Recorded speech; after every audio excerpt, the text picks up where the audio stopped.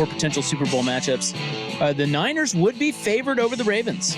Dude, that is stunning. Niners minus 1.5. The Ravens in San Francisco picked off Purdy 4 times, absolutely depanced him, ran roughshod over that defense. It's not that the Niners have played great since. Baltimore is crushing people, and somehow the Niners are favored in that game? Well, you got to remember the Niners are a much more popular team, so they're going to be bet more, just blindly. People will bet more on the Niners than the Ravens. But also, you mentioned it, Purdy threw 4 interceptions. If he doesn't, it's a different game. And I also think, they could be doing the revenge thing there too. It's like, you lost to him once. And the first time the Ravens were actually 6.5-point underdogs. Yeah, they were dogs. 6.5, almost a touchdown. And then they put their foot in their ass. I mean, I don't know. That surprises me. Well, it's just that I think they're, and odds makers never do this, but the public does. We overreact to one game. And as good as Baltimore looked in that game, we should take it with a grain of salt.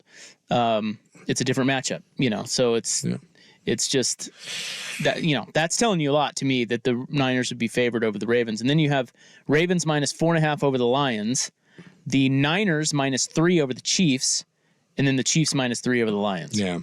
So there's your look ahead. I think the one that I would most like to see. Oh, come on. Baltimore, San Francisco.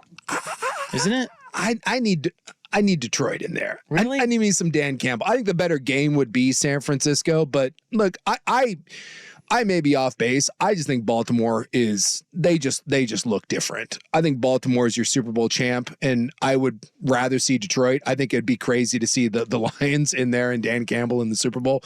I think it'd be fantastic. But yeah, for the sake of the game, San Francisco, Baltimore has better maybe a better feel to it. I just need Kansas City to not be there. I love Pat Mahomes, but I'm not ready for Kelsey and Reed and Mahomes. I'm not ready for 2 weeks of that again.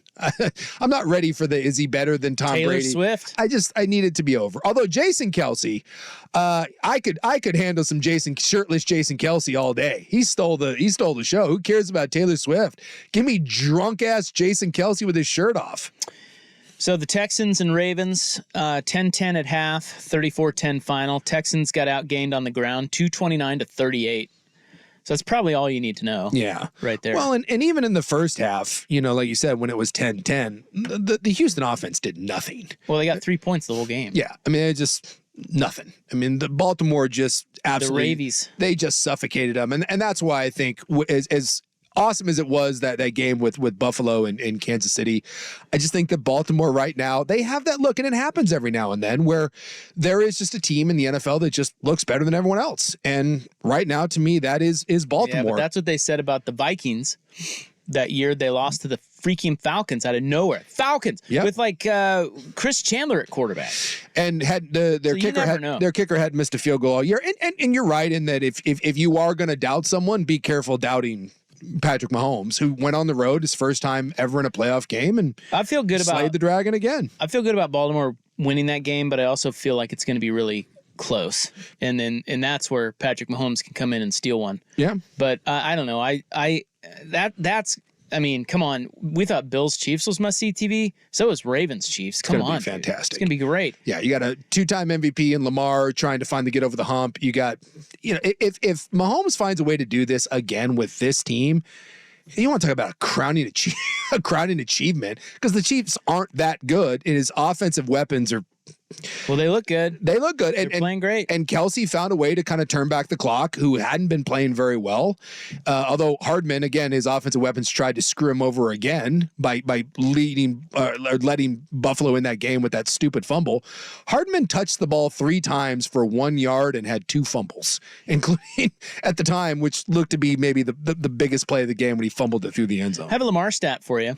All right. What do we got for Lamar? So they said they took this all the way back to 1948, and there was no game in the playoffs or the regular season where a player did this. He is the first ever with 2 passing touchdowns, 2 rushing touchdowns, over 100 yards rushing, and over a 100 passer rating in any one game. Yeah, he went 16-22 for 152, 2 tutties, 11 carries, 100 yards. That's a 9-yard clip, by the way, 2 touchdowns. It's never happened. No. And this is the other one I look at. Josh Allen had such success running against Kansas City. In fact, the thing that Kansas City did best in the second half is they didn't allow Josh Allen to run, although, he only attempted 1 run that entire third quarter. They only had 4 possessions the entire second half, but I really thought that Buffalo got away from that, and he was cooking them, and Lamar's... There's just no one in the league right now that presents the kind of problems that Lamar does. And he hasn't run that much this year. And I was wondering if they were going to do this. And, it's one game against Houston, but, they have kept him in the pocket quite a bit. And this is what I've always said about Allen, any of these guys. Hurts, we don't need you to run the ball 12 times in week 13. I don't need you to do it in week 9. I don't need you to do it in week 16. Play in the pocket, stay healthy, and be the number 1 seed. And when we get to the postseason, training wheels come off. It's with Justin Herbert in the Pac-12 title game and in the Rose Bowl. Time to go, man. If I'm Harbaugh, if I'm Baltimore, I tell him, dude, I don't care. You run as much as you want. That's what Buffalo did that whole first half. That was Josh Allen. When was Buffalo at their best against the Chiefs? When Josh Allen was running the ball. And I get Allen's just this big physical thing and Lamar isn't, but there is no more dynamic weapon in the NFL than Lamar Jackson. And God help anyone if they just turn him loose and decide that he's just going to run, because there's nothing, including Pat Mahomes, who's the best player. There's nothing in the league that's harder to prepare for than Lamar. Go back and look at the clip we had that Lamar threw that touchdown pass. That was our Who's Leading the Charge report, where he threw it up to Likely. Yeah, Likely. Go back and watch that play. They ran a little bunch formation, right? Like a little tight set. And Lamar took the shotgun snap and immediately headed right for the line. That looked like power G quarterback run the entire way. And you're from whatever it was, like the 15-yard line. And then just out of nowhere, he just pulls up and casually has a little autogram jump pass over the top. Like, how do you defend that in a league where the best weapon you have is play action? When you look at the quarterbacks that have been really successful, play action is a quarterback's best friend. How do you defend the RPO and the play action when you have a weapon like that they turn loose in Lamar? And San Francisco couldn't deal with it. Houston didn't deal with it. And I'll be interested to see how a very good Kansas City defense deals with it. We were talking on Friday about how teams coming off of byes fared in the playoffs, and it's not nearly as good as you think. No, it was right about 50-50, right? Well, no, it was under 500 against the spread. And they had won, maybe 65, 70% of the games just straight up. But not quite as dominant as you think. I think people think, oh, you get the extra rest. It's so important. I actually thought both bye teams were a little rusty. Yeah. And so I wonder if that's going to be – because now you only have one team with the bye. Yep. And we think of that as such a huge advantage. It didn't seem that way, especially because Baltimore did not play well in the first half, but then they woke up, and the Niners just had a weird game altogether. Well, and it was the torrential downpour, and you could tell that it was really bothering Brock. And McCaffrey even said it. Like he just said it. Just nothing about that game felt right at the beginning. But when did they add another team to the playoffs, and so that no one gets a bye? Because that's coming. Well, if 40 million people keep tuning into these damn games, eventually going to be like, let's just add one more of these. I guarantee they're going to talk about that. One team gets a bye. Well, that's not really all that fair. Let's add another playoff team. We'll make another $800 million. What did Peacock pay for the one playoff game? $110 million. $110 million? Yeah, so if you added another playoff team this year, it would be like Seattle or New Orleans or Jacksonville getting in. You just see the owners sitting around and being like, 110.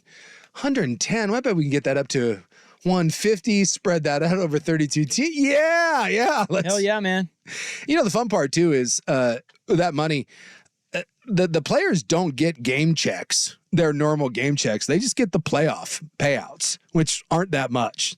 The owner's just sitting there, Yosemite Sam 2 cash guns every time they add another playoff game. And look, as crappy as I think some of those teams at the back end are, I have watched every second of the playoffs. I couldn't get enough. Even the Baltimore game that didn't end up being compelling. That's what I told you. I said, the NFL can expand the playoffs, and you can sit and bitch about, oh, that team doesn't deserve it. That team's not going anywhere. They're not that good.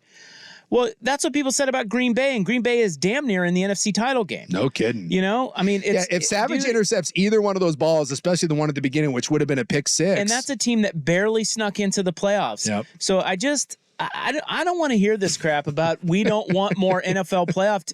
Yes, we do. I want the whole league in the playoffs. Wouldn't it have been something if Jordan Love had found a way to pull that off?